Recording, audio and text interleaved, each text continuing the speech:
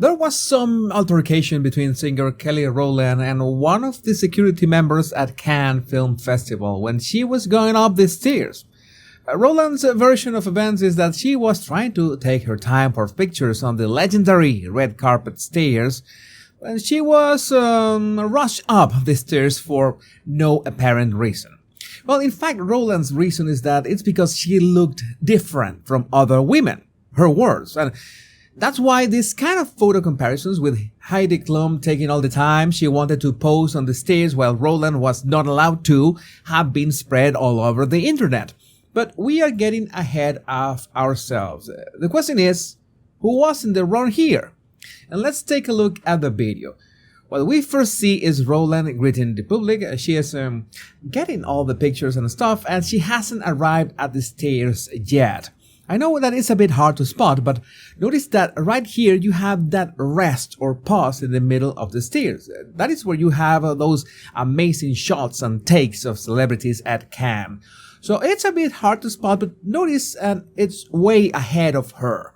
Rowland starts to go up the stairs, and the conflict will happen when she reaches that middle part, because she assumes that she will be allowed to turn around and greet the public, for more pictures and whatnot. But when she arrives, she turns around to face the public and tries to wave. The lady that you see right next to her extends her arm and tells her something. We can't possibly know what were her words, but she's facing away from us, so it's safe to assume that she's telling Rowland that she needs to move on, that she cannot stay there. In fact, the lady is supported by a tall guy who opens up his arms and tries sort of cover Rowland at that moment. Take notice of that man's gesture because it will be important later on. So that's when Rowland realizes that she needs to keep moving, so she turns around and touches the lady on the arm. And I want to mention something that people were claiming on X, that the security lady touched Rowland and pushed her. And, well, you know that most people don't like to be touched, much less pushed, but that simply never happened. At no point the arm or the hand of the lady touched Rowland's back. That's why the lady was telling the singer to move on. There was no body contact from the lady to Rowland. There was body contact from Rowland to the lady when Rowland extended her arm in a way of, "Stay away from me." And it's obvious that she was upset and also confirmed about what's going to happen. But it's important to make the distinction of who touched who, because in this kind of circumstances, as a member of security, you're always one diva outburst away from losing your job. I'm sure that this is not the security lady's first rodeo, because someone took a picture from the other side and you can see that there's no trace of anger or frustration on her face. She's well aware that this is something that happens all the time, that celebrities behave like this and worse, so it's just another day at the races. Did I say races? No pun intended, but let's talk about that finger and what made this picture so impactful. The index finger is one of the most powerful illustrator gestures in the sense that it's easy to overdo it. There's a term in body language which is being aggressive, not in the sense that you're going to harm physically or verbally someone, but the degree of what your gestures, especially your hands, project. And extending your index finger at face level is a big no-no in most situations. It instantly makes you look like a Karen. Do you know who I am? I want to talk to your manager and all that sorts of stuff. I'm not saying that you should never use your index finger like this, because every gesture is a tool that you might need in any given situation.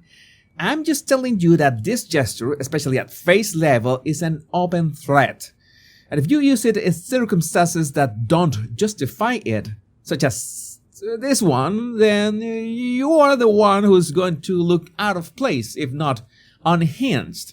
It's also relevant to see Rowland's facial expression while she was scolding the lady. She's raising her eyebrows like a lot. In this case, it doesn't have a specific meaning, but it instead signals that she was feeling very strong emotions. So in some way, her face was reflecting the same that her body was projecting with the repeated gesture of the extended index finger. And it's not only her facial expression, but she was raising her chin a lot, like this. This is another example of the kind of gestures that can be considered aggressive. In this case, talking with your chin high up, that projects arrogance and hostility. Again, it's not bad to use these kind of gestures if the circumstances demand it, because they could be necessary in some situations, but I don't think this was one of those. The combination of both her body language with the extended index finger, the repeated gesture pointing at the lady, the raising of the eyebrows, and the chin high up, we can say that all of Rowland's body language was aligned at that moment. She was fully expressing what she was feeling, and she wanted the lady to know it. There's always the question if it was necessary or this was too much.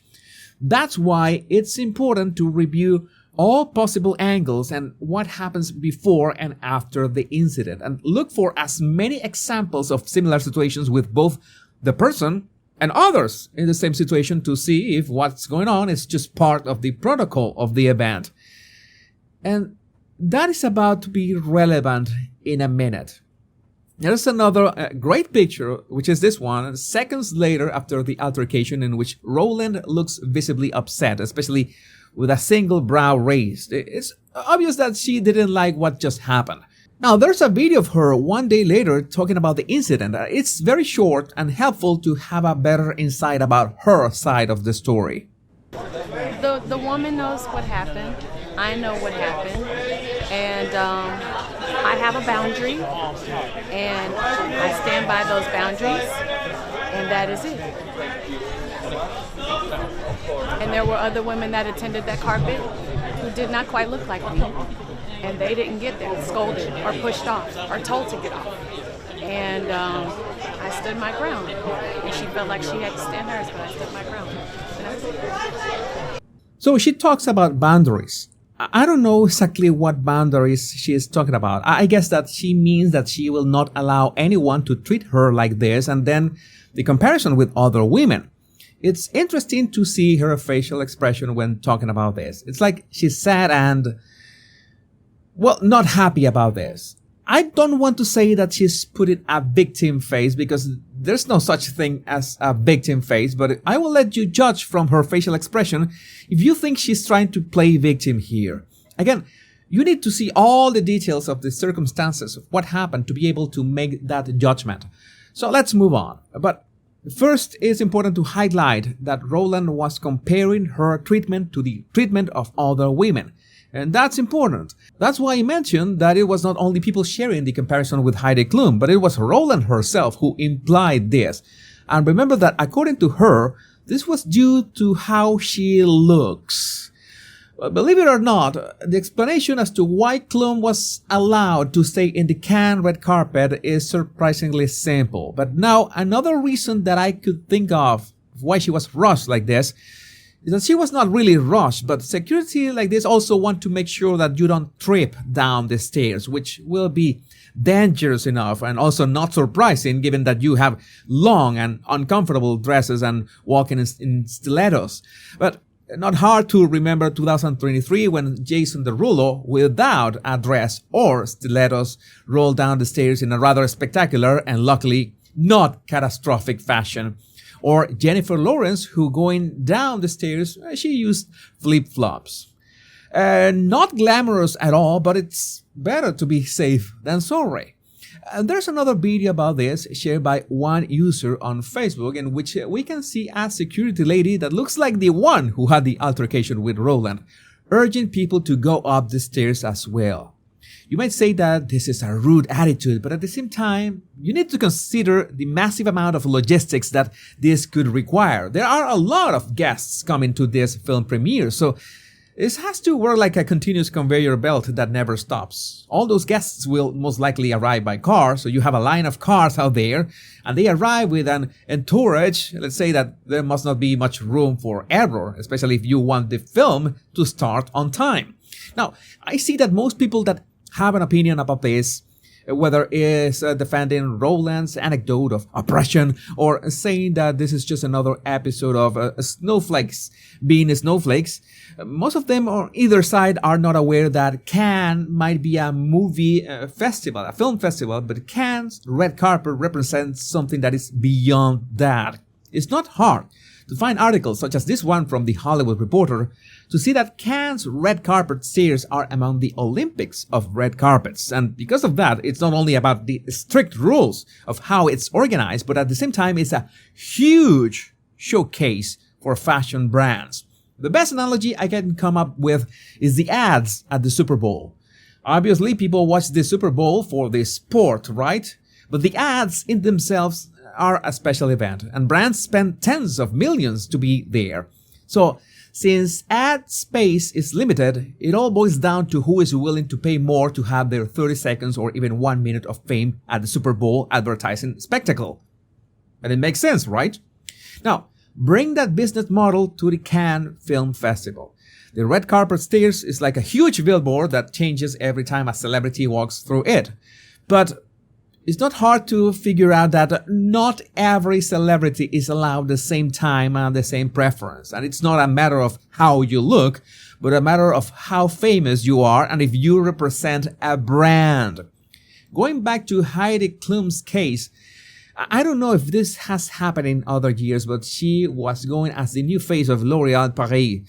There's even a 10-minute video released by Vogue getting ready for that exact same event. So, if L'Oréal made sure to create that video and made sure that all major outlets pick it up, it would make sense that they would want extra exposure at the Cannes red carpet stairs for a price.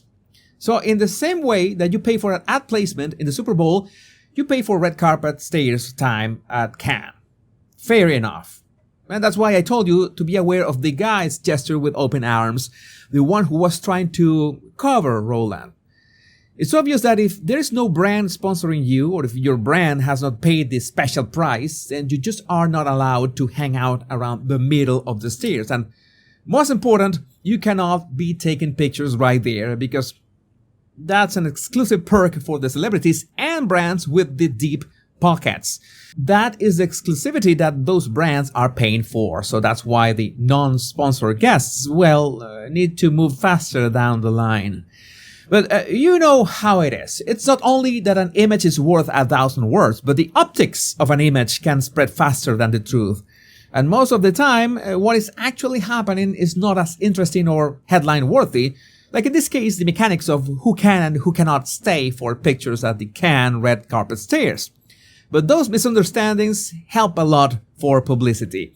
And in this case, the silver lining is that this made people talk about the movie Marcello Mio, so I haven't seen the movie. I don't know if it's good or bad, but we definitely need to watch more comedies, so there's that. But I would love to know what you think about this in the comments. Remember to download my 100 free body language tips right in the description of this video. My name is Jesus Enrique Rosas. I'm the Body Language Guy. Much love and bliss.